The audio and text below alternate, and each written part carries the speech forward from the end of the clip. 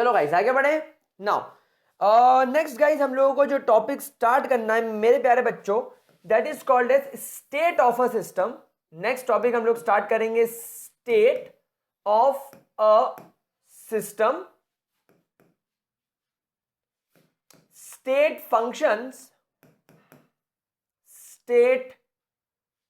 Functions and variables. State functions and variable. अरे sir आपको एक बात बताएं, जब हम इसको एनसीईआरटी में पढ़ रहे हैं ना, भगवान कसम सर रेस 3 की तरह कुछ समझ में नहीं आ रहा था। इनफैक्ट एक बार हम लोग रेस 3 समझ सकते हैं, लेकिन सर ये समझ में नहीं आ रहा था। तो कैसे पढ़ेंगे इसको, समझने की कोशिश करते हैं। सो मेरे प्यारे बच्चों इमेजिन करना, मेरे पास में एक चेंबर है। इमेजिन करना मेरे पास में चेंबर है, ठीक है। इस चेंबर के अंदर मैंने एक पिस्टन लगाया, और इस पिस्टन पर लगाने के बाद मैंने इसके अंदर कुछ गैस भर दी, ठीक है। अब इस पूरे पिस्टन्स की वजह से इस पूरे चेंबर पर आपका राइट नाउ प्रेशर है 1 atm। राइट नाउ प्रेशर कितना है? 1 atm। इस पूरे सिस्टम को, यानी ये जो आपके सामने मैंने पूरा जो बक्सा बनाया है, ये पूरा जो मैंने बक्सा बनाया है, और इस बक्से के अंदर हमारी कुछ गैस भरी हुई है, ये करंटली आपका सिस्टम कहलाएगा। यही आपका सिस्टम है, और ये जिस रूम में रखा है वो रूम आपका सराउंडिंग कहलाएगा। अभी हम लोग पढ़े हैं, तो हमने यहां पर इस गैस का वॉल्यूम देखा, तो वॉल्यूम आ रहा है 22.4 लीटर, ठीक है। हमने यहां पर जो टेम्परेचर मेंटेन किया है, इस सिस्टम का हमने जो टेम्परेचर मेंटेन किया है वो किया है 273.15 केल्विन। और हमने यहां पर ये जो गैस के मोल्स रखे हैं वो रखे हैं हम लोगों ने 1 मोल। क्या बात समझ में आ रही है? सो गाइस अगर मैं इस सिस्टम की प्रेजेंट कंडीशन की बात करूं, तो मैंने प्रेशर 1 atm रखा है, वॉल्यूम 22.4 लीटर रखा है, टेम्परेचर मैंने 27.15 केल्विन रखा है, और मैंने 1 मोल ऑफ गैस रखा है। तो गाइस ये सब मिलकर इस प्रेजेंट सिचुएशन में, इस प्रेजेंट कंडीशन में हमारा सिस्टम जिस कंडीशन में होगा that will be called as state of a system. समझ में आ रही बात आप लोगों को? So basically properties like pressure, temperature, volume, moles, internal energy, enthalpy etcetera defines the state of a system। यानी कि अभी आपके सिस्टम की स्टेट क्या है? गैसियस स्टेट है। अगर मैं इसका टेम्परेचर और कम कर दूं, अब मैं इसका टेम्परेचर कम कर देता हूं, मैं इसका टेम्परेचर 100 केल्विन्स कर देता हूं, मैं इसका प्रेशर 4 atm कर देता हूं, तब मैं ये देखूंगा कि मेरी गैस का वॉल्यूम और कम हो गया, और अब वो शायद लिक्विफाई हो गई, तो लिक्विड स्टेट में चली गई।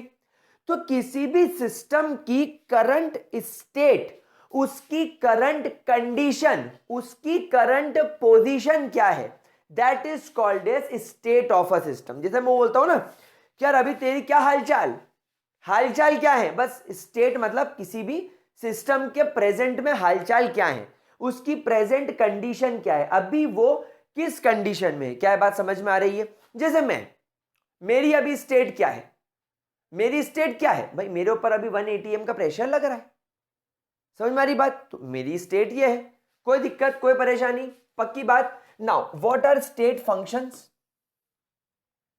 State functions are those properties, state functions are those, just a second मेरे प्यारे बच्चों, are those physical quantities, I would say those physical quantities, state functions are those physical quantities that depends upon that depends upon the initial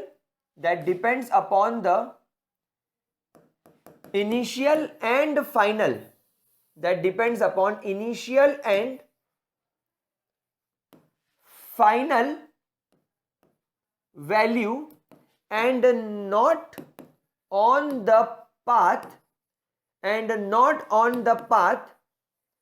by which they are achieved,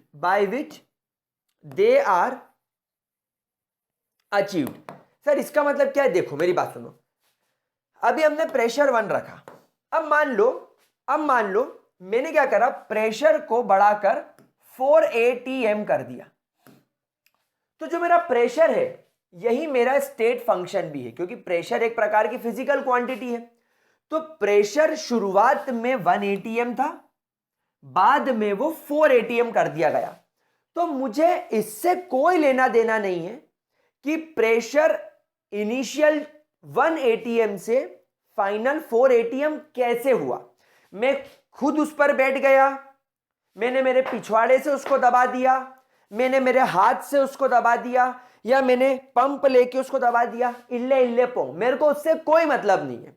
मेरे को तो इस बात से मतलब है कि शुरुआत में इस सिस्टम पर प्रेशर 1 atm लग रहा था और अब इस पर प्रेशर 4 atm लग रहा है। तो वो सारी फिजिकल क्वांटिटी जो सिर्फ इनिशियल और फाइनल वैल्यू पर डिपेंड करे, not on the path by which they are achieved. मतलब प्रेशर 1 atm से 4 atm कैसे हुआ हमें नहीं पता, हमें उससे कोई लेना देना नहीं है, हमें उससे कोई जानकारी नहीं रखनी, हमको कोई मतलब नहीं कैसे हुआ। क्या बात समझ में आ रही है? फॉर एग्जाम्पल तुम्हारे पास में एक बलून है, एक फुग्गे में आपने हवा भरी, फुग्गे का वॉल्यूम बड़ा हो गया। अब शुरुआत में फुग्गे का वॉल्यूम पिचका हुआ था, बाद में आपने उसमें करके हवा भरी तो उसका वॉल्यूम बढ़ गया। तो इनिशियल वॉल्यूम कम था, फाइनल वॉल्यूम ज्यादा हो गया। लेकिन वॉल्यूम हमारा क्योंकि एक प्रकार का स्टेट फंक्शन है, हमें सिर्फ यह मतलब है कि गुब्बारे में, फुग्गे में पहले वॉल्यूम जरा सा था क्योंकि इसमें हवा नहीं थी, बाद में हवा भर जाने की वजह से उसका वॉल्यूम बड़ा हो गया। लेकिन आपसे कोई यह सवाल नहीं पूछा कि मृत्युंजय सर ने अपने मुंह से हवा भरी थी कि पौ करके उसमें हवा भरी थी कि पंप से हवा भरी थी। इररिस्पेक्टिव ऑफ द पाथ कैसे अचीव हुआ उससे हमें कोई लेना देना नहीं है, हमें सिर्फ इस बात से लेना देना है कि इनिशियल वॉल्यूम कम था, फाइनल वॉल्यूम ज्यादा है। तो आपके कौन कौन से फिजिकल प्रॉपर्टीज आपके स्टेट फंक्शन हो सकते हैं, वही सब जो आपके यहां पर मैंने लिखे हैं। Pressure, temperature, volume, number of moles, ये सब क्या है मेरे प्यारे बच्चों? ये सब क्या है? आपके स्टेट फंक्शंस। कोई दिक्कत? Enthalpy, internal energy. अभी आपको ये दो चीजें समझ में नहीं आई होगी, U का मतलब क्या है और H का मतलब क्या है, ये हम आगे चल के पढ़ेंगे। अभी आप इसको सिर्फ याद रखो दैट U का मतलब होता है इंटरनल एनर्जी। अभी मैं आपको अगला टॉपिक यही पढ़ाने वाला हूं, इंटरनल एनर्जी ही हम लोग पढ़ने वाले हैं। और H का मतलब क्या होता है? इंथैल्पी। ये हम थोड़ी देर बाद पढ़ेंगे ना, अगले लेक्चर में पढ़ेंगे। तो ये सब आपकी क्या हो गए? State function. Now what do you mean by state variable? What do you mean by state variable? अब देखो, ये कुछ ऐसा है कि क्लास में एग्जाम के वक्त अगर किसी एक को टॉयलेट आ जाए तो 4-5 लोगों को अपने आप ही टॉयलेट आ जाती है। क्लास में अगर किसी एक का सर दुख रहा होगा और वो उसको छुट्टी मिल जाए तो 2-3 दिन बाद आप देखोगे कि 5-6 बच्चों के सर दुखने लग गए हैं। क्लास में अगर एक किसी को बाबू सोना पड़ जाए उससे, तो 4-5 लड़के डेस्परेट होकर बाबू सोना पटाने के चक्कर में पड़ जाते हैं। दैट मीन्स स्टेट वेरिएबल, मतलब कि आपके सिस्टम की जैसे करंट स्टेट ये है कि उस पर इतना प्रेशर, इतना वॉल्यूम, इतना टेम्परेचर, इतने मोल्स हैं। अब अगर मैं प्रेशर, वॉल्यूम, टेम्परेचर और मोल्स में से किसी एक भी स्टेट फंक्शन को, भाई प्रेशर क्या है सर? स्टेट फंक्शन है। क्यों? क्योंकि इसकी वजह से एक सिस्टम की स्टेट डिफाइन हो रही है। मतलब अगर मैं गुब्बारे पे प्रेशर बढ़ा दूं तो गुब्बारा फूल जाएगा, ज्यादा प्रेशर हो जाएगा, फूट सकता है। लेकिन अगर उसमें मैं कम प्रेशर करूं तो गुब्बारे का वॉल्यूम भी कम हो जाएगा। आपने पढ़ा था ना स्टेट्स ऑफ मैटर में, pressure is inversely proportional to volume, pressure बढ़ाओगे तो वॉल्यूम कम हो जाएगा।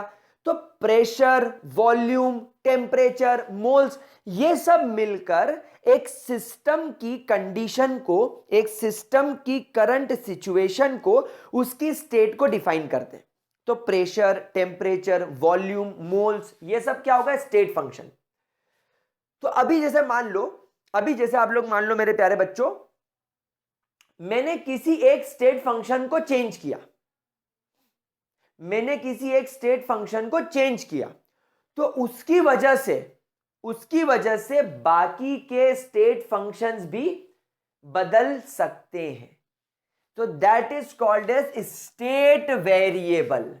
यानी अगर हमने प्रेशर को 1 atm से 4 atm कर डाला, अगर हमने प्रेशर को चेंज किया, अगर हमने क्या करा, प्रेशर को चेंज कर दिया, तो इसके चेंज होने की वजह से मेरे प्यारे बच्चों, इसके चेंज होने की वजह से बाकी के स्टेट फंक्शंस में भी चेंजेस आने शुरू हो सकते हैं। क्या ये बात मेरे प्यारे बच्चों को समझ में आ गई? कोई दिक्कत, कोई परेशानी? तो that are called as state variable. Please इसको नोट कर लीजिए, ठीक है? कोई दिक्कत? और इसमें से स्टेट वेरिएबल में से अगर मैं किसी को भी वेरी करूंगा तो सिस्टम की स्टेट पर बदलाव आ जाएगा। मैं यहां पर इसको अगले स्लाइड पर स्टेट वेरिएबल के बारे में लिख देता हूं, स्टेट वेरिएबल के बारे में लिख देता हूं। What do mean by variable? Like pressure,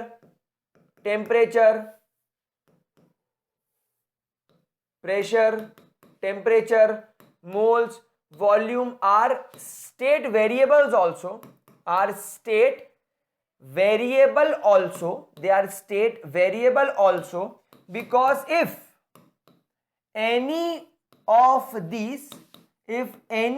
these or few of these, if any of these or few of these are varied or changed, they may change the state of a system। ये उस system के state को ही बदल देंगे। क्या बात समझ में आई? मतलब जैसे मैंने प्रेशर बदल के 2 atm कर दिया 1 atm से, जैसे मान लो आपका फाइनल प्रेशर 2 atm है और इनिशियल प्रेशर 1 atm है, तो मैंने प्रेशर बदला। मान लो इनिशियल टेम्परेचर 273 केल्विन है, फाइनल मान लो मैंने 150 केल्विन कर दिया, तो मैंने टेम्परेचर बदल दिया। तो इनके बदलने से फॉर 1 मोल ऑफ गैस, मान लो अगर मेरे पास में 1 मोल ऑफ गैस है, आइडियल गैस है, तो आइडियल गैस के लिए फॉर्मूला क्या लगेगा? PV is equal to NRT. अब क्योंकि 1 मोल गैस है तो initial pressure PI VI is equal to R TI हो जाएगा। तो अभी ये करंट, इसकी स्टेट ये है। अब आपने प्रेशर चेंज कर दिया, जैसे ही आपने प्रेशर चेंज करा तो वॉल्यूम भी चेंज हुआ होगा, इससे आपका टेम्परेचर भी चेंज हुआ होगा। तो नाउ इसकी स्टेट जो है वो चेंज्ड हो गई। Now it is having a changed state. अब इसके पास में स्टेट क्या हो गई? चेंज हो गई।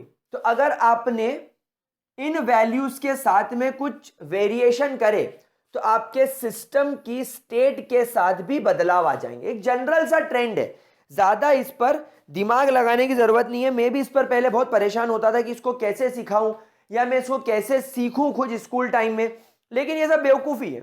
इतना ज्यादा इसमें लोड लेने लायक कोई चीज है ही नहीं। समझ में आ गई? स्टेट फंक्शन क्या है? स्टेट फंक्शन वो फिजिकल प्रॉपर्टी है जो इनिशियल और फाइनल वैल्यू पर डिपेंड करते हैं और इनकी वजह से एक सिस्टम की स्टेट डिफाइन होती है। सिस्टम की स्टेट क्या है? उसकी प्रेजेंट कंडीशन। अभी तुम लेबोरेटरी में गए, तुमने देखा ये पेन, ये इसकी करंट स्टेट है, ये जैसा दिख रहा है ये इसकी करंट स्टेट है। इस पर कितना प्रेशर, इतना वॉल्यूम, इतना टेम्परेचर, इतने मोल्स, ये इसकी करंट स्टेट है। Pressure, temperature, volume, moles, energy, ये सब इसके स्टेट फंक्शन है। इन्हीं की वजह से, इन्हीं सब लोगों की वजह से इसकी अभी यह हालत है। प्रेशर को बदला, टेम्परेचर को बदला, मोल्स को बदला, वॉल्यूम को बदला, इसकी स्टेट भी बदल जाएगी। इसको पे प्रेशर लगाया, पिचक गया, स्टेट बदल गई, खींचा, लंबा हो गया, स्टेट बदल गई। So basically state variable, state function ये होते हैं। बहुत इजी कॉन्सेप्ट है, कोई ज्यादा लोड लेने वाली बात नहीं है, आराम से इसको देख लो। फिर अपन आगे चलते हैं और नई चीज को देखेंगे, that is called as internal energy. तो गाइज अब हम लोग एक इंपॉर्टेंट चीज की तरफ बढ़ चुके हैं हमारे चैप्टर में। अब यहां से कोई भी मस्ती मजाक नहीं करेगा, अब यहां से कोई भी इसको हलवे में नहीं लेगा, हलवे में नहीं, सॉरी, हल्के में नहीं लेगा, ताकि हम इसे हलवा बना सके। तो हेडिंग डालेंगे इंटरनल एनर्जी। हम लोग अगली हेडिंग डालेंगे इंटरनल एनर्जी। Internal energy. अब गाइज एक बात समझो, हम लोग क्या पढ़ रहे हैं? केमिस्ट्री। थर्मोडायनेमिक्स पढ़ रहे हैं, लेकिन थर्मोडायनेमिक्स काय में पढ़ रहे हैं? केमिस्ट्री में। केमिस्ट्री के अंदर हम क्या पढ़ते हैं? हम जनरली एटम्स एंड मॉलिक्यूल्स के बारे में बात करते हैं। Yes, obviously we always talk about atoms and molecules. Now guys, एक एटम के पास में या एक मॉलिक्यूल के पास में अपनी खुद की कुछ इंडिविजुअल एनर्जीज होती है, अपनी खुद की कुछ इंटरनल एनर्जीज होती है। समझ में आ रही बात आपको? सर कौन कौन सी एनर्जीज हो सकती है? सर कौन कौन सी एनर्जीज हो सकती है? भाई एटम के अंदर इलेक्ट्रॉन्स मौजूद है,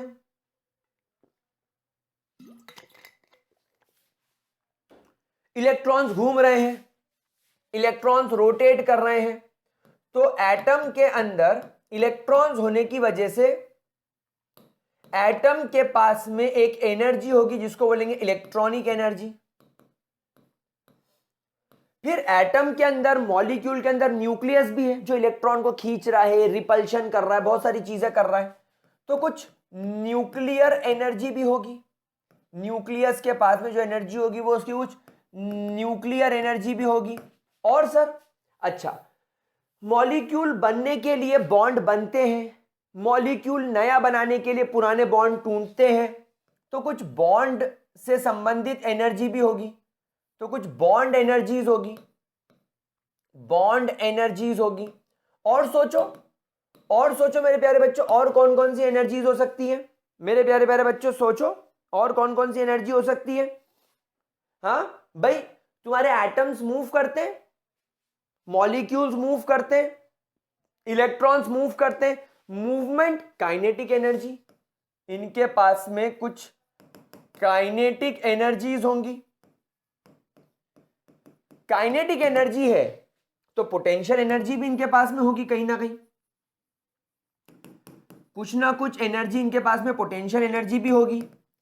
ऐसी कई सारी एनर्जी आपको एक मॉलिक्यूल के अंदर या एक एटम के अंदर दिखाई देती है।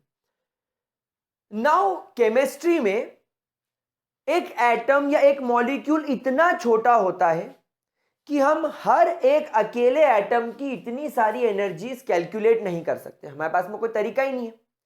तो हमें नो डाउट हमें बल्क में जाना पड़ेगा।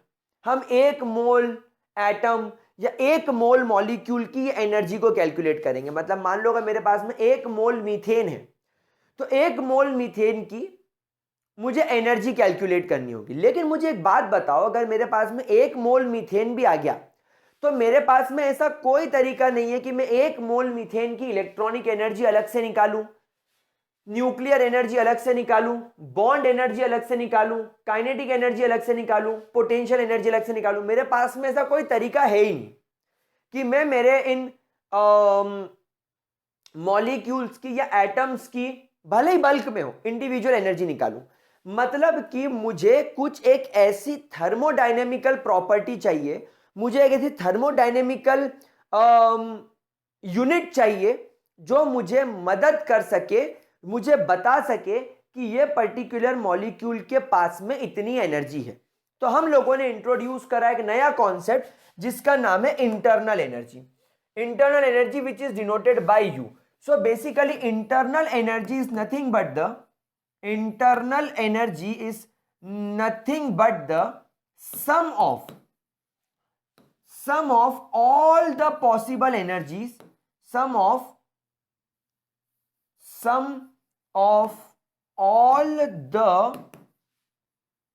possible energies, sum of all the possible energies, जैसे कि तुम्हारी इलेक्ट्रॉनिक एनर्जी, तुम्हारी न्यूक्लियर एनर्जी, तुम्हारी बॉन्ड एनर्जी, तुम्हारी काइनेटिक एनर्जी, तुम्हारी पोटेंशियल एनर्जी एंड जितनी भी एनर्जी पॉसिबल हो. तो internal energy is the sum of all the possible energies that are present in an atom or a molecule, in an atom or a molecule, और अब हम इसे system भी बोल सकते हैं. क्या बात समझ में आ गई? And it is denoted by U, and internal energy is denoted by U. तो आपका जो यू हो जाएगा, U is equal to E plus E P plus E K plus E B plus E N and so on. क्या ये बात समझ में आ रही है?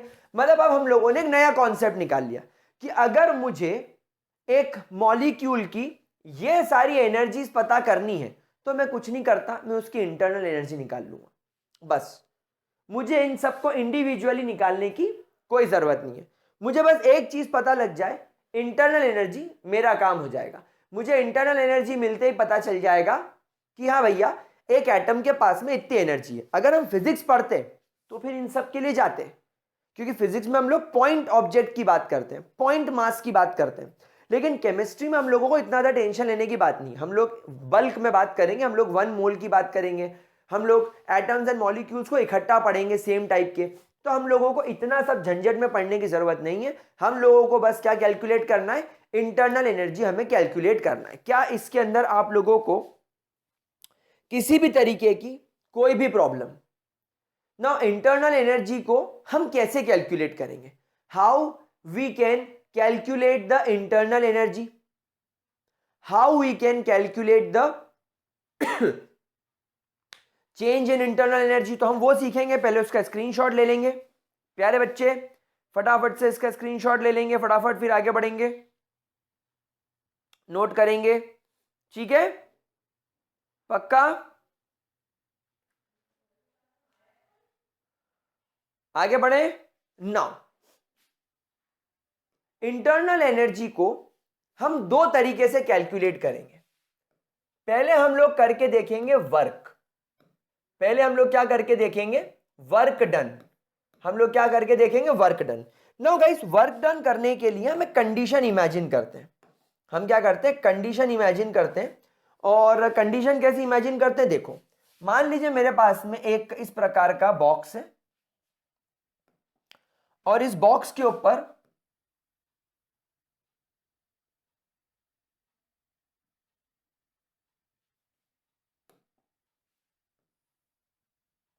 हम लोगों ने इस बॉक्स को पैक कर दिया है. ऊपर से हम लोगों ने क्या किया? इस बॉक्स को ऊपर से बढ़िया तरीके से पैक कर दिया है.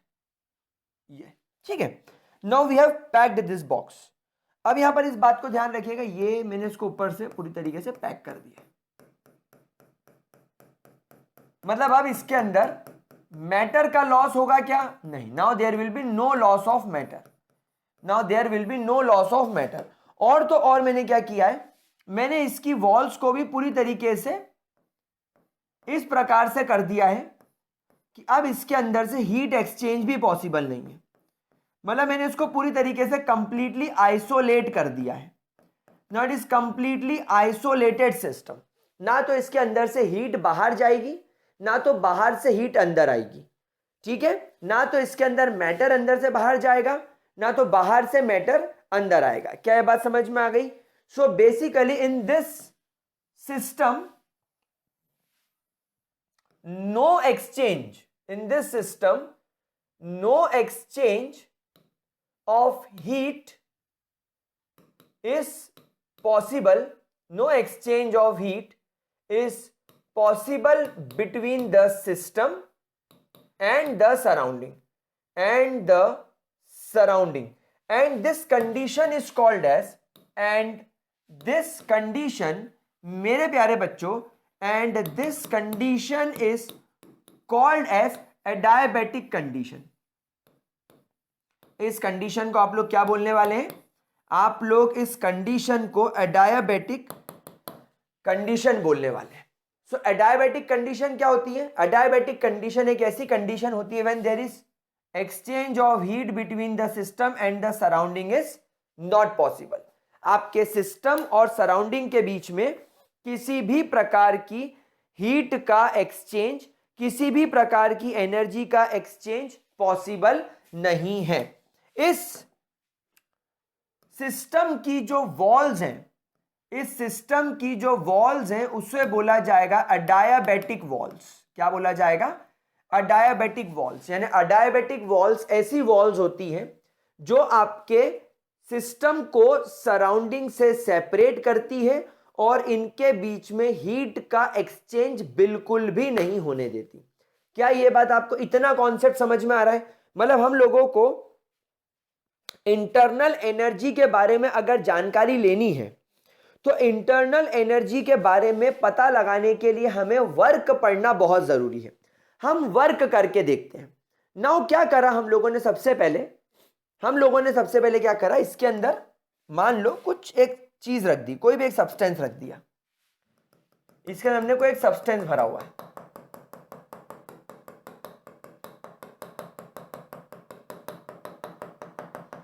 हम लोगों ने क्या करा, इसके अंदर कुछ सब्सटेंस भरा हुआ है।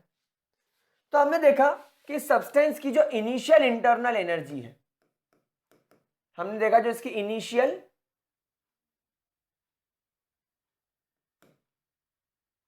इंटरनल एनर्जी है वो है अभी U1। The initial internal energy is U1। Sir internal energy को हम पता कैसे लगाएंगे? भाई मुझे एक बात बताओ, एनर्जी को मेजर करने के लिए हम ये बोल सकते that energy is nothing but heat. Energy is nothing but heat. भाई अगर मान लो खाना गरम गरम है बहुत, मतलब खाने के पास में ज्यादा एनर्जी है, खाने के पास में ज्यादा काइनेटिक एनर्जी है, क्योंकि गरम गरम खाने की खुशबू मेरे को दूर तक आ जाती है। खाना अगर ठंडा है तो ठंडे खाने की इंटरनल एनर्जी कम होगी, क्योंकि उसकी खुशबू मेरे को दूर तक नहीं आ रही है, काइनेटिक एनर्जी। सो बेसिकली जब खाना गर्म होगा तो उसके इलेक्ट्रॉन्स भी एनर्जी अब्सॉर्ब करके फास्ट फास्ट मुड़ेंगे। मतलब अल्टीमेटली अगर किसी सिस्टम का टेम्परेचर ज्यादा है, तो मैं ये कह सकता हूं कि उसकी हीट ज्यादा है, उसमें एनर्जी ज्यादा है। तो आप लोगों के अगर मन में यह सवाल आ रहा होगा कि सर आपने इंटरनल एनर्जी इनिशियल वाली कैसे पता लगाई, फाइनल वाली कैसे पता लगाई, तो मेरे प्यारे बच्चों उसका भी हम लोग आगे पढ़ेंगे। जैसे हमारे पास में से बहुत सारे इंस्ट्रूमेंट होते हैं, जैसे बॉम्ब कैलोरीमीटर्स वगैरह, जो इस टाइप की एनर्जीज को कैलकुलेट करने में with the help of temperature हमारी मदद करते हैं। तो अभी हम लोगों को उस चीज पर नहीं जाना है, लेकिन अगर आपके मन में सवाल उठा है तो इस बात को ध्यान रखिएगा कि एनर्जीज में बदलाव, एनर्जीज में चेंजेस हम टेम्परेचर की मदद से कैलकुलेट कर सकते हैं। हमारे पास में इंस्ट्रूमेंट्स हैं, हम उसकी मदद से भी कैलकुलेट कर सकते हैं। तो अभी हम लोगों ने देखा कि हमारे पास में जो डायबिटिक सिस्टम है, इसके अंदर जो भी मटेरियल भरा हुआ है, जो भी गैस है या लिक्विड जो भी है, इसकी इंटरनल एनर्जी अभी U1 है। अब मैंने यहां पर क्या करा, केस 1 में मैंने इसको खूब जोर जोर से शेक करा। मैंने इसको क्या करा, बहुत जोर जोर से शेक करा। चलो शेक नहीं करा, मैंने इसके अंदर क्या करा, एक रोटेटिंग पेडल डाल दिया। मैंने क्या करा, इसके अंदर रोटेटिंग पेडल डाल दिया। रोटेटिंग पेडल क्या होता है सर? मैंने इसके अंदर एक इस प्रकार का पेडल डाल दिया, ये, और ये पेडल को इस प्रकार से हम घुमा सकते हैं। घर घर घर घर घर घर घर घर घर घर घर घर घर घर घर घर घर घर, मतलब मैं क्या कर रहा हूं, मैं इसके अंदर रोटेशनल एनर्जी डाल रहा हूं। Rotation is a type of energy. मैंने रोटेशनल एनर्जी डाल दी। जब मैंने तो खूब रोटेट करा, खूब रोटेट करा, खूब रोटेट करा, रोटेट करा, रोटेट करा, अंदर एनर्जी बढ़ रही है। रोटेशन की मदद से अंदर एनर्जी बढ़ रही, काइनेटिक एनर्जी बढ़ रही होगी और इलेक्ट्रॉनिक एनर्जी बढ़ रही होगी। टेम्परेचर धीरे धीरे बढ़ने लगा होगा। तो रोटेशन की वजह से आई ऑब्जर्व कि मेरी जो फाइनल इंटरनल एनर्जी है मेरी जो फाइनल इंटरनल एनर्जी है वो चेंज होके हो गई U2। एंड यहां पर मैं इस बात का ध्यान रखूंगा कि मेरी final internal energy initial internal energy बड़ी है, तो यहां पर मेरी फाइनल वैल्यू क्या हो गई U2। ये मेरा केस नंबर 1 हो गया। नाउ मैंने ये देखा कि मैं केस नंबर 2 की तरफ चलता हूं। अब मैंने रोटेटिंग पेडल यहां से हटा दिया। अब मैंने यहां पर क्या करा, सीधे मैंने यहां पर इलेक्ट्रिक करंट पास कर दिया। सीधे मैंने यहां पर क्या करा, इलेक्ट्रिक करंट पास कर दिया। तड़ तड़ तड़ तड़ तड़ तड़ तड़ तड़ तड़ तड़ तड़ तड़ तड़ तड़ इलेक्ट्रिक करंट पास कर दिया। मैं क्या देखता हूं कि मेरी वापस से जो फाइनल इंटरनल एनर्जी है वो क्या हो गई, U2। इससे एक बात समझ में आ रही है आप लोगों को कि भले ही आप रोटेटिंग पेडल लगाओ, भले ही आप इसको डड डड डड डड डड शेक करो, भले ही आप इसमें तड़ तड़ तड़ तड़ करंट पास करो, इनिशियल इंटरनल एनर्जी U1 से फाइनल इंटरनल एनर्जी U2 ही होगी, फाइनल U2 ही रहेगी। किसी भी पाथ से आओ, रोटेटिंग पेडल अपने आप में एक पाथ हो गया, इलेक्ट्रिक करंट अपने आप में एक पाथ हो गया, हमें इससे कोई मतलब नहीं है। इट कैन बी एनीथिंग, आप इसका यूज ना करो इसका कर लो, इसका ना करो इसका कर लो, ये तो आपके पाथ है, ये तो आपके जरिया है। हमें तो क्या करना है, इंटरनल एनर्जी इनिशियल को फाइनल में कन्वर्ट करना है। तो यहां पर हम लोग ध्यान रखेंगे that internal energy changes, energy changed from U1 to U2 by any of the physical means, by any of the physical means, hence it is a path function and it is a state function, and it is a state function। यानी internal energy भी अपने आप में क्या हो गई, एक state function हो गई, which is independent of the path taken. हमें इनिशियल और फाइनल से मतलब है, इनिशियल से फाइनल होने में क्या इस्तेमाल हुआ, क्या रूट इस्तेमाल हुआ, किस रास्ते से आए, हमें उससे कोई मतलब नहीं है, हमें उससे कोई लेना देना नहीं है। हमें तो इनिशियल और फाइनल से मतलब था, हमने उसको यूज कर लिया। आपने रोटेटिंग पैडल का इस्तेमाल करा, आपने इलेक्ट्रिक करंट का इस्तेमाल करा, आपने मैकेनिकली उसको शेक करा, हमें उससे कोई मतलब नहीं है, हमें उससे कोई मतलब नहीं है।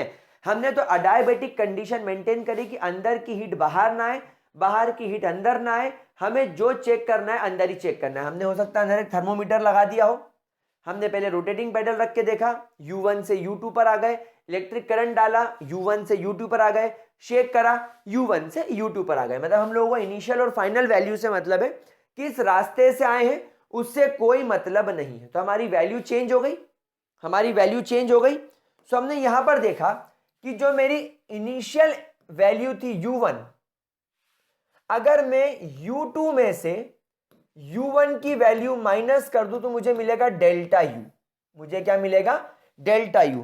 And delta U is called as change in internal energy, change in internal energy, change in internal energy. मतलब कि अगर मैं अपने सिस्टम पर वर्क डन करता हूं, अगर मैं अपने सिस्टम पर वर्क करता हूं, मैकेनिकली पैडल से वर्क करूं, उसको शेक करके उस पर वर्क करूं, उसमें करंट डालकर उस पर वर्क करूं, उससे कोई लेना देना नहीं है।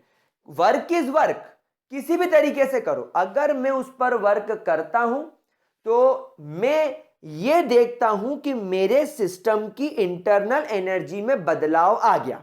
मतलब थर्मोडायनेमिक्स में अगर हमें हमारे सिस्टम की इंटरनल एनर्जी को बदलना है तो हमें वर्क का यूज करना होगा, हमें वर्क का इस्तेमाल करना होगा। क्या ये बात समझ में आ गई, कोई दिक्कत कोई परेशानी? नाउ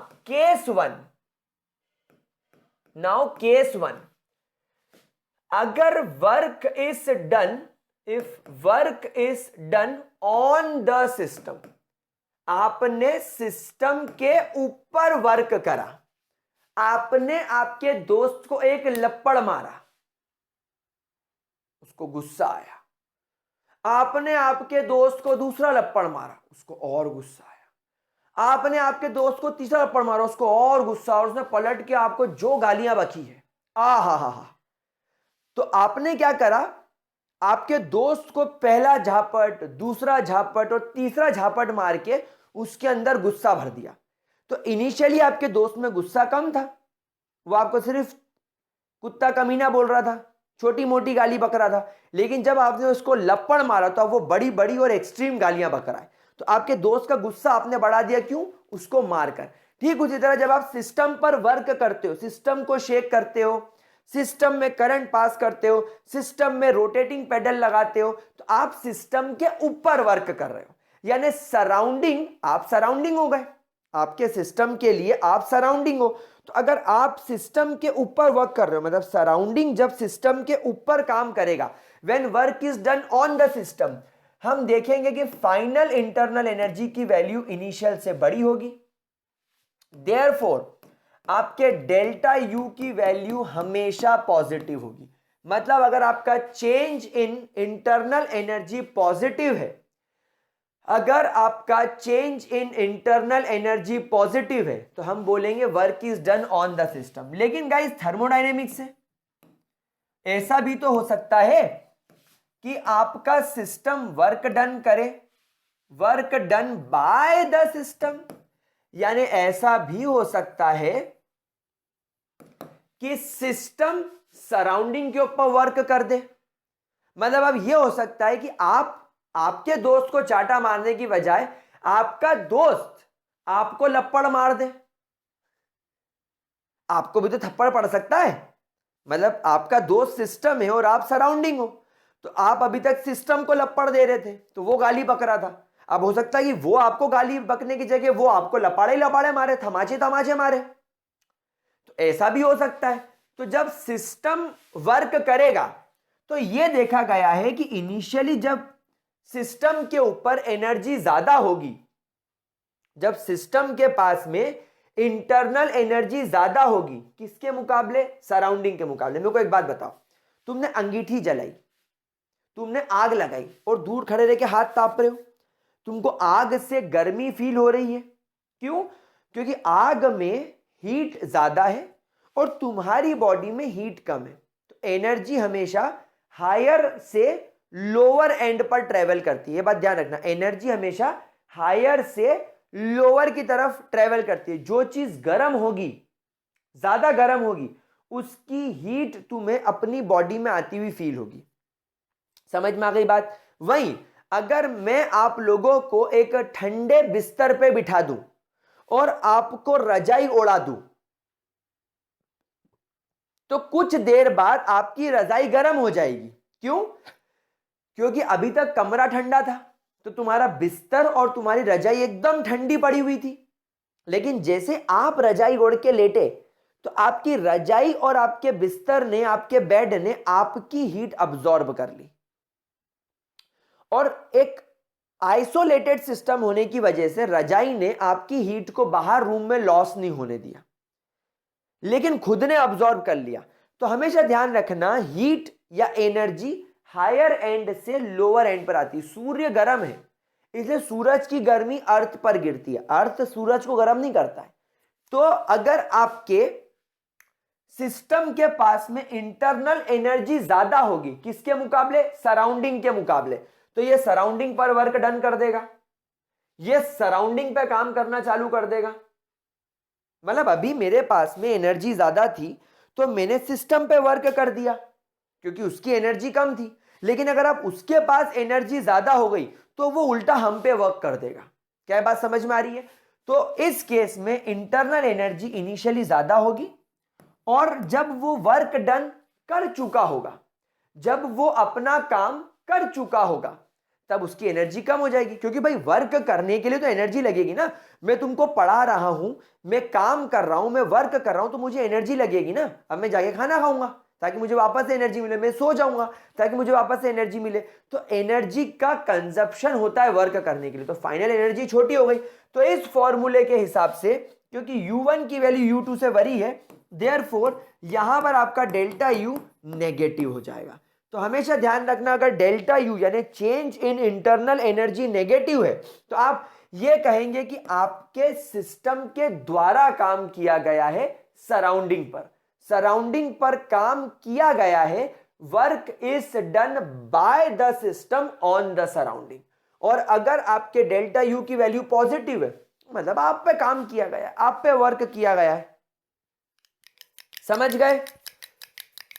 कोई दिक्कत गाइस?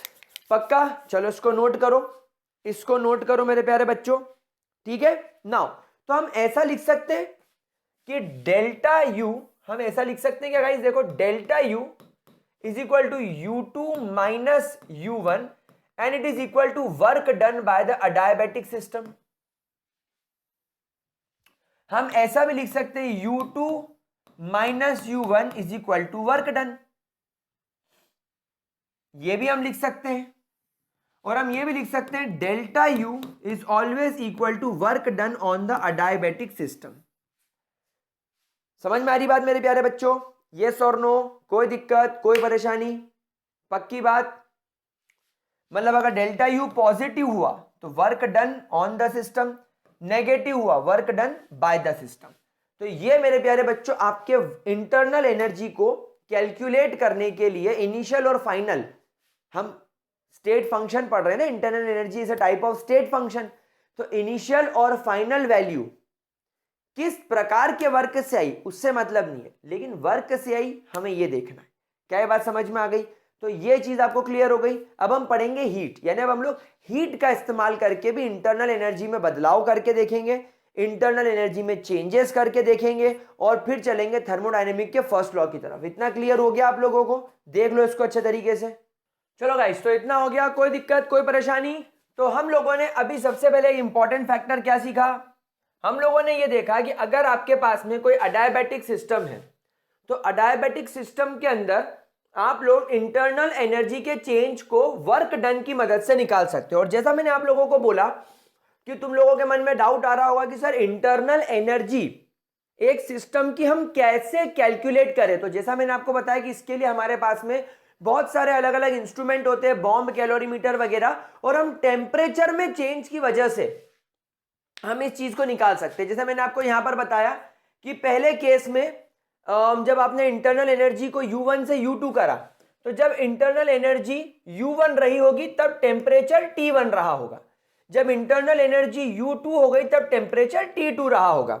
तो जिस प्रकार आप यहां पर फॉर्मूला लगा रहे हैं, आप उसी प्रकार यहां पर T2 minus T1 is equal to delta T का भी फॉर्मूला लगा सकते हैं। यानी चेंज इन टेम्परेचर से आप चेंज इन इंटरनल एनर्जी पता लगा सकते हो। जब हम आगे पढ़ेंगे, जब हम थर्मोडायनेमिक्स में अगले लेक्चर्स में जाएंगे, जब हम लोग बॉम्ब, कैलोरीमीटर जैसी चीजें पढ़ेंगे, तब डेफिनेटली मैं आप लोगों को ये फॉर्मूलेज भी बता दूंगा कि टेम्परेचर की मदद से आप कैसे इंटरनल एनर्जी वगैरह का कैलकुलेशन कर सकते हो।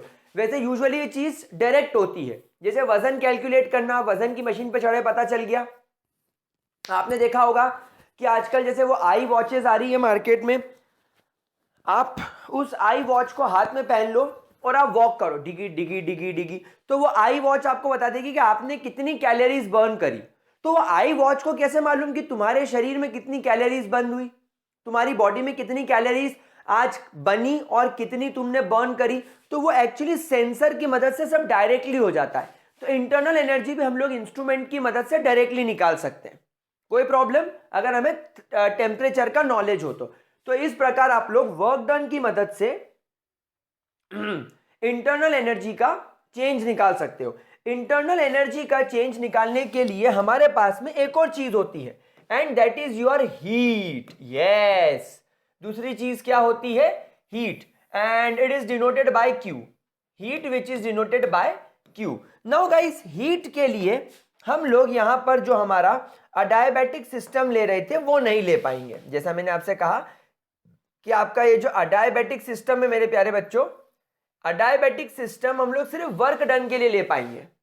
हम लोग अडायाबैटिक सिस्टम हीट के लिए नहीं ले पाएंगे। क्यों? क्योंकि मान लो अगर आपने इस चेंबर के अंदर आपने वाटर भर दिया, अभी आपका सिस्टम हो गया, आप चाहो तो इस सिस्टम का मुंह बंद कर दो ऊपर से, इसका मुंह बंद करने की वजह से क्या होगा कि आपका जो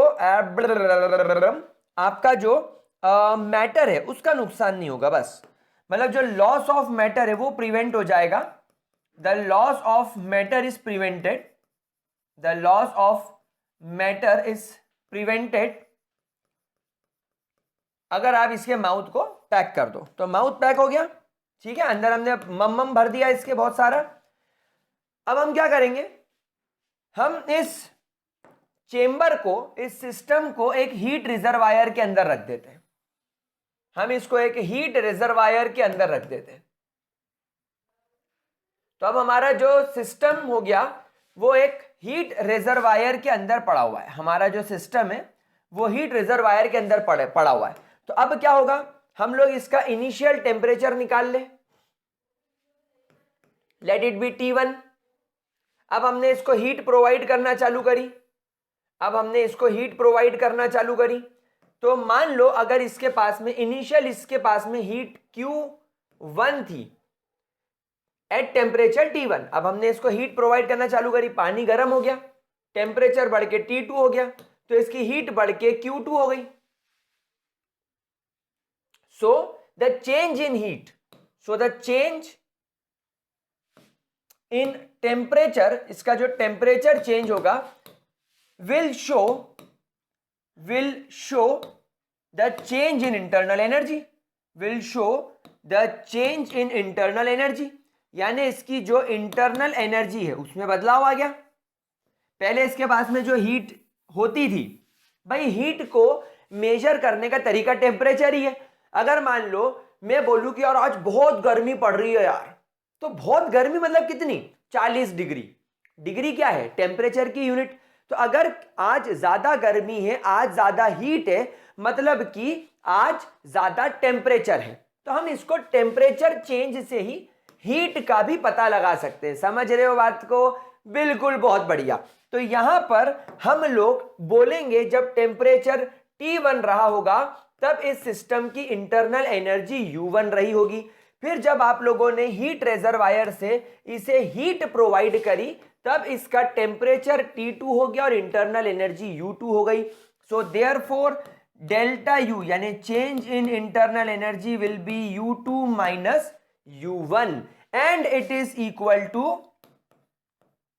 U2 minus U1 will become equal to what, ये किसके बराबर हो जाएगा मेरे प्यारे बच्चों, ये बराबर हो जाएगा आपने कितनी हीट प्रोवाइड करी, यानी कि Q के बराबर। आप कितनी हीट, आप कितना Q इसे प्रोवाइड कर रहे हो, आई शुड से। जैसे मान लो शुरुआत में जब टेम्परेचर T1 था, इंटरनल एनर्जी U1 थी, आपने इसको Q अमाउंट में हीट प्रोवाइड करी। आपने इसको Q अमाउंट में जब हीट प्रोवाइड करी तब इसका टेम्परेचर बदल के T2 हो गया, इंटरनल एनर्जी चेंज होके U2 हो गई। So change in internal energy is directly equal to the heat given to the system. आप सिस्टम को कितनी मात्रा में हीट प्रोवाइड कर रहे हो, ठीक है। अब यहां पर भी एक केस समझने की कोशिश करते हैं। अगर heat is given to the system, heat is given to the system, यानी अगर आप सिस्टम को हीट प्रोवाइड कर रहे हैं तो सिस्टम का फायदा हो रहा है। सिस्टम को क्या बोलना पड़ रहा है, सिस्टम बादशाह बन गया और क्या बोलेगा, हाय गर्मी गर्मी गर्मी गर्मी गर्मी गर्मी गर्मी, इश्श बोए बादशाह, हाय गर्मी। मतलब आप हीट प्रोवाइड कर रहे हो, आप उसे हीट दे रहे हो, तो उसको हीट मिल रही है तो उस पर आएगा पॉजिटिव चार्ज क्योंकि उसकी हीट बढ़ रही है। सो अगर delta U is equal to plus Q, that means heat is given to the system, heat is given to the system। लेकिन अगर मान लो ऐसा हो जाए कि आपका सराउंडिंग ठंडा है और आपका सिस्टम गर्म है, तो मैंने आपको अभी बताया कि हमेशा ध्यान रखना एनर्जी हायर से लोअर की तरफ जाती है। भाई सूर्य हमसे ज्यादा गर्म है, सन हमसे ज्यादा गर्म है, तभी तो हम धूप में बैठते तो हमको गर्मी लगती है। क्यों, क्योंकि हमारा शरीर, हमारी अर्थ सन के मुकाबले ठंडी है। तो जो सूर्य की गर्मी है वो सन से हमारी अर्थ की तरफ आती है। आई आपको बात समझ में। हम अगर हमको ठंड फील हो रही है और अगर हम आग के सामने बैठ जाएं तो आग से हमें हीट मिलेगी। क्यों? क्योंकि आग में हीट ज्यादा है, एनर्जी ज्यादा है, हमारी बॉडी में हीट एनर्जी कम है। समझ में आ गई बात? अब अगर मान लो आपने गरम गरम चाय को एक ठंडे कमरे में रख दिया तो क्या होगा? चाय ठंडी हो जाएगी। क्यों? क्योंकि चाय की जितनी गर्मी थी वो उस रूम में जा चुकी है। तो ऐसा भी तो हो सकता है कि आपका जो सिस्टम है वो सराउंडिंग को हीट दे दे। तो सिस्टम के केस में ऐसा लिख सकते हैं that heat is released from the system, heat is released from the system, यानी आपके सिस्टम से हीट रिलीज हो गई है और कहां चली गई है? सराउंडिंग में। तो ऐसे केस में मैं कहूंगा मेरी हीट का नुकसान हो गया, मेरी हीट का लॉस हो गया। सिस्टम के पास में जो पहले हीट थी अब हीट कम हो गई, तो यहां पर वाले केस में तुम्हारे डेल्टा यू की वैल्यू भी नेगेटिव हो जाएगी। और डेल्टा यू की वैल्यू नेगेटिव होने का मतलब है इंटरनल एनर्जी कम हो गई। मतलब अगर तुम्हारी हीट रिलीज होगी सिस्टम से, अगर हीट का नुकसान होगा, हीट का रिलीज होगा, अगर आपके सिस्टम से हीट रिलीज हो गई तो इंटरनल एनर्जी भी डाउन हो जाएगी। तो यहां पर ध्यान रखेंगे, if Q is negative delta U will decrease, internal energy कम हो जाएगा। तो ये हो गया आपके हीट को मतलब हीट का importance in calculating the internal energy. ठीक है, चलो एक बेसिक पॉइंट पढ़ लेते हैं। मान लो ये आपका सिस्टम है, अगर सिस्टम को मैं हीट दे रहा हूं, अगर heat is given to the system, delta U की वैल्यू पॉजिटिव हो जाएगी। क्यों? क्योंकि यहां पर Q प्लस है। लेकिन अगर आपका सिस्टम हीट को रिलीज कर दे, अगर हीट रिलीज हो जाए तो यहां पर डेल्टा यू की वैल्यू नेगेटिव हो जाएगी। क्यों? क्योंकि यहां पर आपका Q नेगेटिव हो रहा है। सिमिलरली अगर हम वर्क करें, इफ वर्क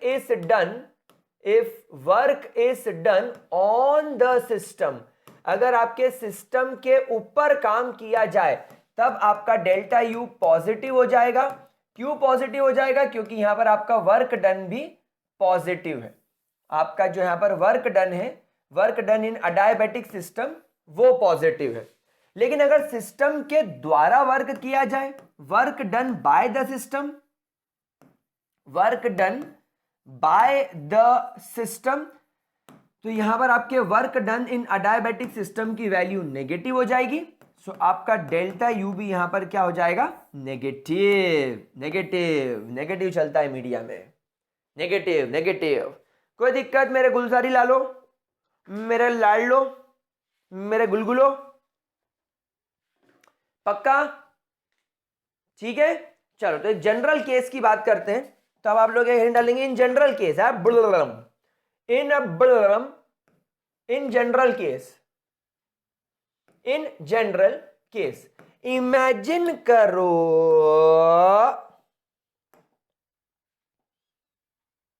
इमेजिन करो कि आपके पास में एक सिस्टम है, इस सिस्टम का इंटरनल एनर्जी U1 है, इस सिस्टम का इंटरनल एनर्जी अभी U1 है। अब इस सिस्टम के ऊपर मैंने हीट प्रोवाइड करी, इस सिस्टम के ऊपर मैंने हीट प्रोवाइड करी। तो हीट प्रोवाइड करी मतलब मैंने Q प्रोवाइड करा, और इस सिस्टम के ऊपर मैंने वर्क डन भी कर दिया, work done on the system. तो वर्क डन मतलब WAD, अडायबेटिक सिस्टम, या नॉर्मल वर्क डन ले लो।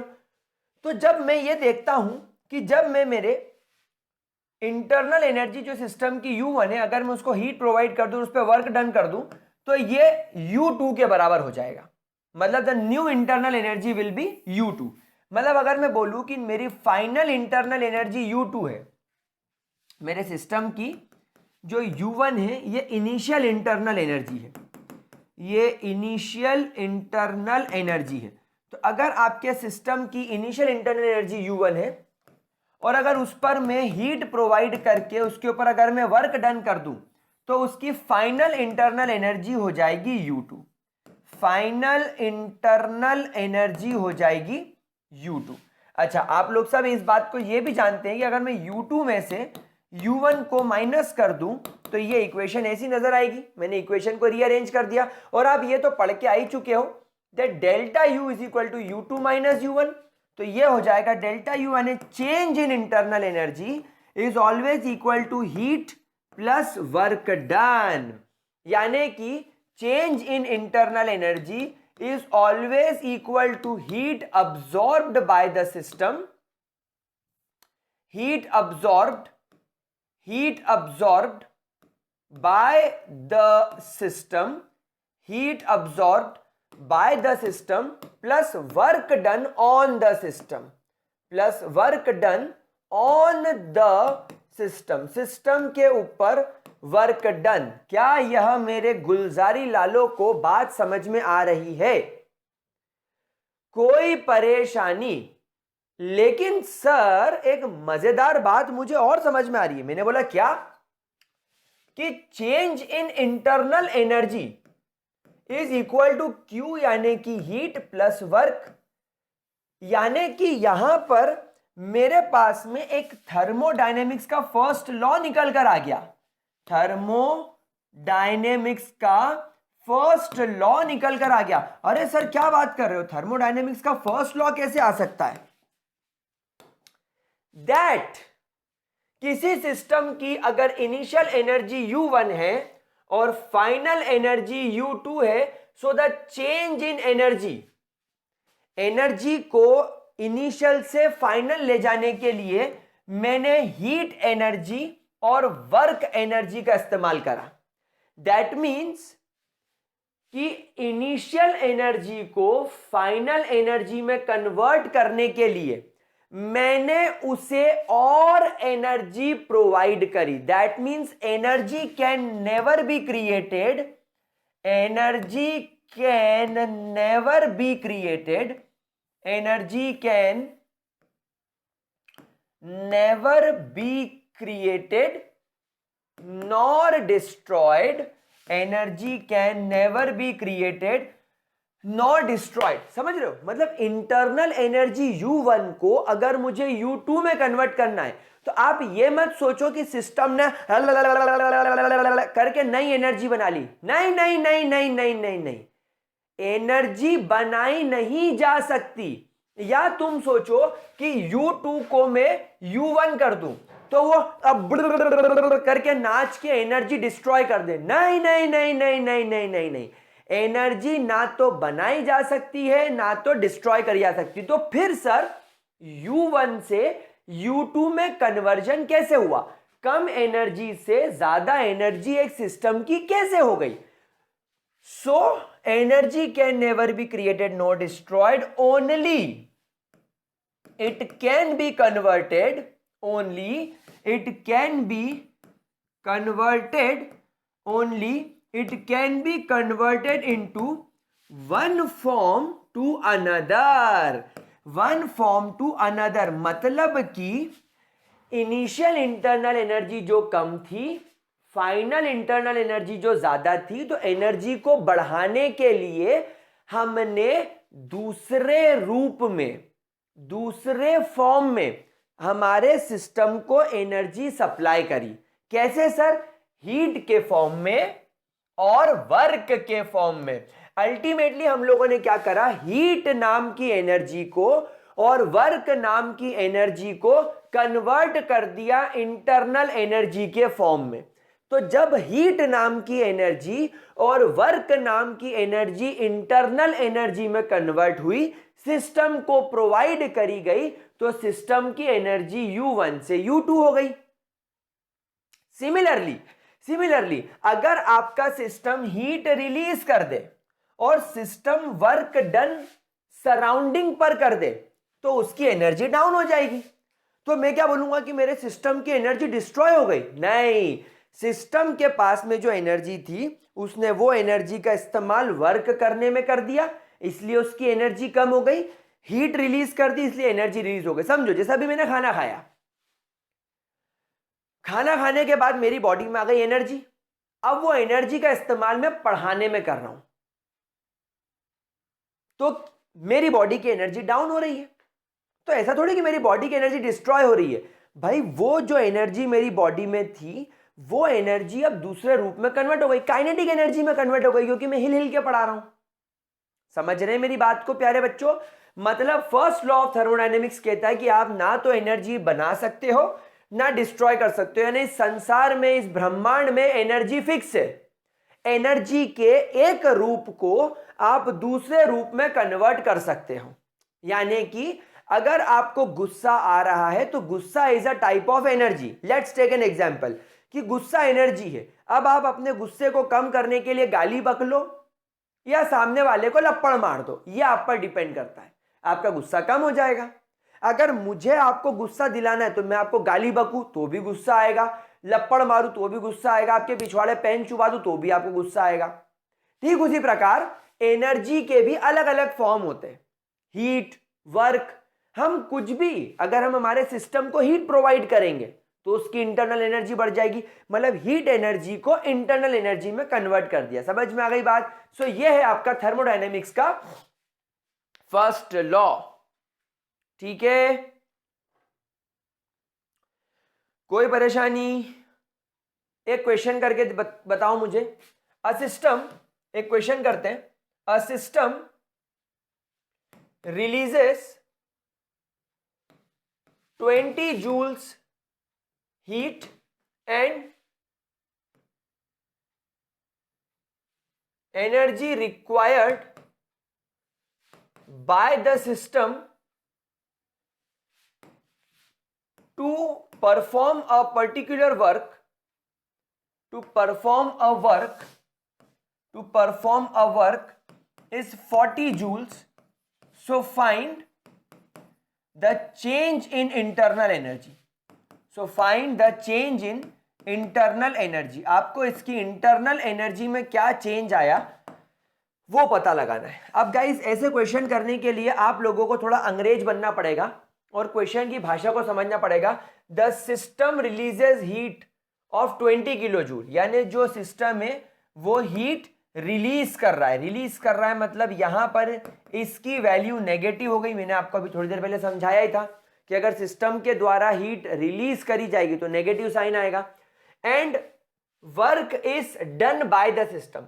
सिस्टम क्या कर रहा है? एक पर्टिकुलर वर्क को परफॉर्म कर रहा है, यानी यहां पर सिस्टम के द्वारा वर्क किया जा रहा है, मतलब कि इसकी वैल्यू भी नेगेटिव हो जाएगी।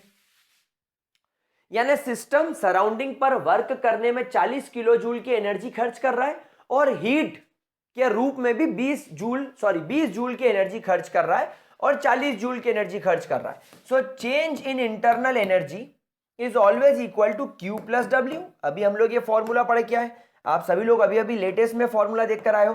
तो Q की वैल्यू क्या है? -20 प्लस W की वैल्यू क्या है? -40। तो हो गया -20 -40, तो ये वैल्यू हो गई -60 जूल्स। यानी चेंज इन इंटरनल एनर्जी क्या हो गई? -60 जूल्स। देयरफॉर इससे क्या प्रेडिक्ट करोगे? यानी कि internal energy U is decreased by 60 joules. यानी जब आपका सिस्टम इनिशियली होगा तब उसके पास में ज्यादा एनर्जी होगी। अब जब सिस्टम वर्क कर चुका है, हीट छोड़ चुका है, उसकी एनर्जी डाउन हो गई। क्या बात समझ में आई? चलो एक क्वेश्चन और करेंगे।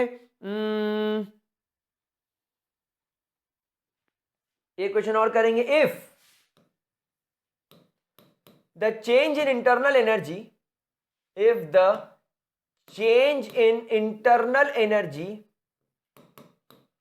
इस कितना दे रखा है वीडियो लोग? -80 जूल्स। वाह बड़ा, 80 joules and work is plus 40 joules. Find heat and if it is released or absorbed. If it is, and if it is released or absorbed, यानी आपको दो बातें बतानी है। कि एक तो हीट की वैल्यू कितनी होगी जूल्स में और हीट रिलीज हुई कि अब्सॉर्ब हुई। चलो फॉर्मूला लगाओ वापस से, delta U Q plus W. Delta U की वैल्यू आपको -80 जूल्स दे रखी है, क्यू की वैल्यू निकालनी है, डब्ल्यू की वैल्यू +40 जूल्स दे रखी है। +40 इधर जाकर हो जाएगा -80 जूल्स -40 जूल्स, सो क्यू की वैल्यू हो जाएगी -120 जूल्स। और क्यू की वैल्यू नेगेटिव होने का मतलब है हीट क्या करी गई है, हीट रिलीज करी गई है। यानी ये सिस्टम क्या कर रहा है, 120 जूल की एनर्जी, 120 जूल की एनर्जी हीट के फॉर्म में छोड़ रहा है और सिस्टम इस पर वर्क कर रहा है, क्योंकि सिस्टम की वैल्यू आपको पॉजिटिव दे रखी है। यानी वर्क की वैल्यू पॉजिटिव होने का मतलब है सिस्टम के ऊपर वर्क किया जा रहा है सराउंडिंग के द्वारा, उससे उसको 40 जूल की एनर्जी दी जा रही है, ले ले खा ले ठूस ले, लेकिन बदले में वो हीट छोड़ रहा है और हीट छोड़ रहा है 120 किलो जूल की। तो नेट इंटरनल एनर्जी में जो चेंज आया वो 80 के बराबर आ गया। तो बहुत बढ़िया। तो गाइस विद दिस आपके थर्मोडायनेमिक्स का फर्स्ट पार्ट यहां पर कंप्लीट होता है।